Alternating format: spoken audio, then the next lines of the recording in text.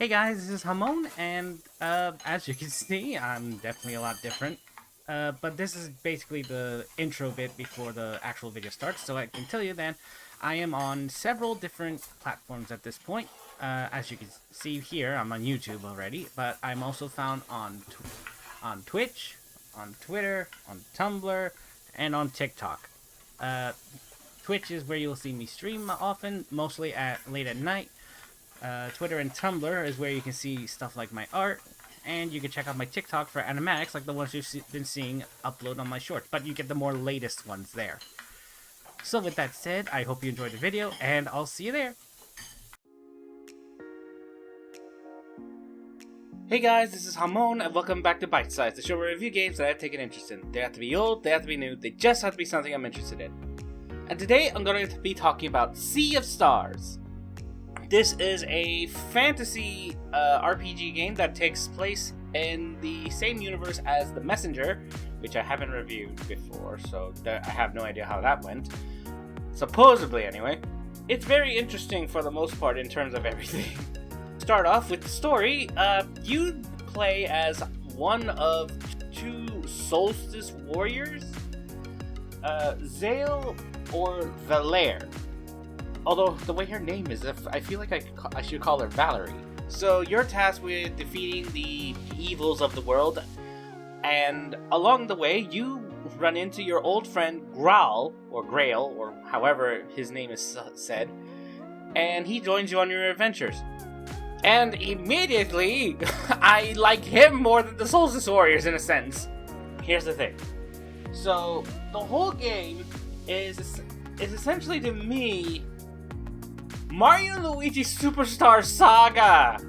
Like, that's what it literally screams to me, because it's like, okay, graphic wise, it has similar elements. Like it has like that 2.5D thing. Like everything is like one way, but it's like there's a third dimension to it. Like you can climb up certain things, certain platforms are over each other type of stuff.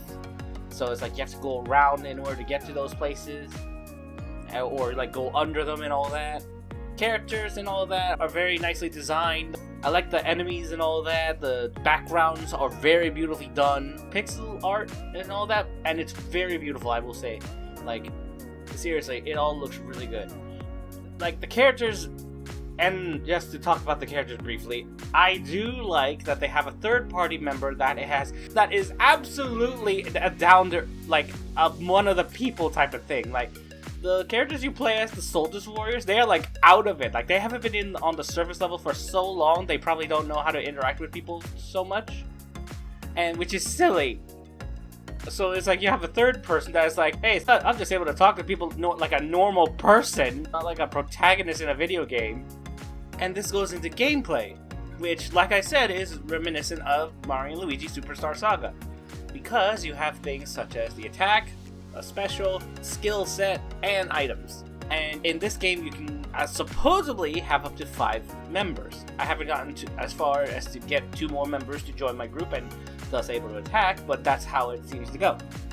It's fun, in a sense, with certain attacks, such as the Lunarang or Moonerang that Valere has, that is essentially, you send it out, it hits, then it goes back to you, and you have to reflect it so that it keeps going. I remember this one moment during a stream I did with it that I got a perfect moment. Like, it hit the enemies enough and killed them both, and because I just kept deflecting and deflecting. It was a perfect Moonerang. Like, I'm sure, like, as we get farther into the game, it's like there's gonna be moments where even though I get a perfect one, it doesn't kill them instantly. But it was so satisfying seeing that.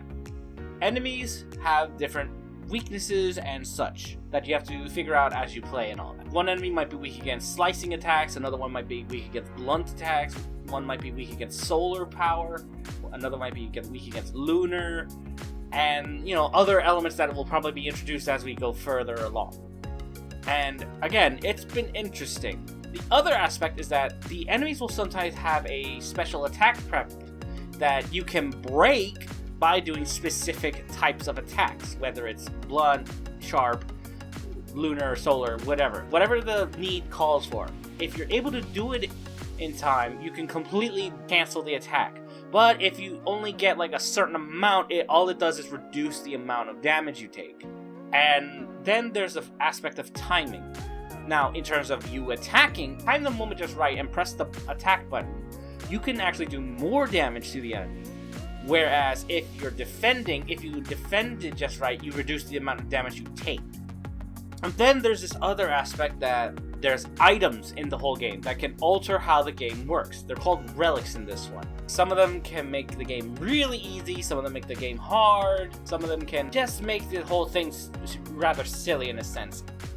So I think I only have one on, I forget what it is at this point, but that's really how it is.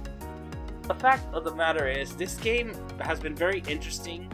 The one time I played it on stream, and I definitely would say if you're interested in a game that has the mechanics from Superstar Saga, but also gives more of a fish out of water feel with your main character, I definitely would say check this out. It is a very interesting game, and would definitely recommend checking it out. So, if you wish to, you can find it on Xbox Game Pass for free, as long as you're a subscriber. Otherwise, it is found on the following consoles, at the price that is following with them. And with that said, I want to thank you so much for watching. I hope you enjoyed this episode of Bytesize. If you did, please leave a like, favorite, and subscribe to the channel for more videos like this. And I will see you next time. Bye!